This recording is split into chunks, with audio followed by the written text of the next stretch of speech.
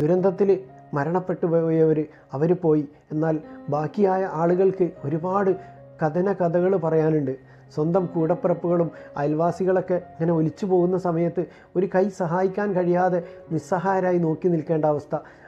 ആ ഒരു സമയത്തും സ്വന്തം ജീവൻ പണയപ്പെടുത്തി മറ്റുള്ളവരെ രക്ഷിക്കാൻ വേണ്ടിയിട്ട് തുനിഞ്ഞിറങ്ങിയവരുടെ കഥകൾ. അതിൽ പ്രത്യേകം എടുത്തു പറയേണ്ടത് ഷഹന എന്ന് പറയുന്ന ഒരു മോള്. അവർ 2 കുട്ടികളുടെ ജീവനാണ് രക്ഷപ്പെടുത്തിയത്. അവരാ ഒരു ത്യാഗം ചെയ്യുന്ന സമയത്ത് ഉമ്മയോട് പറയാണ്, ഉമ്മ എന്നെ നോക്കരുത്, ഞാൻ പോയാലും നിങ്ങൾ എങ്ങനെയെങ്കിലും രക്ഷപ്പെടണം. അതുപോലെ സ്വരത്തിൽ പറയാണ് ഉമ്മ മോളോട്, മോളെ ഞാൻ എന്തായാലും കുഴപ്പമില്ല, നീ എങ്ങനെയെങ്കിലും രക്ഷപ്പെടണം. എന്തായാലേ ആ ഒരു സമയത്തൊരവസ്ഥ അത് അനുഭവിച്ചവർക്കേ അതിൻ്റെ ആ ഒരു ഭയാനകത തിരിച്ചറിയുള്ളൂ.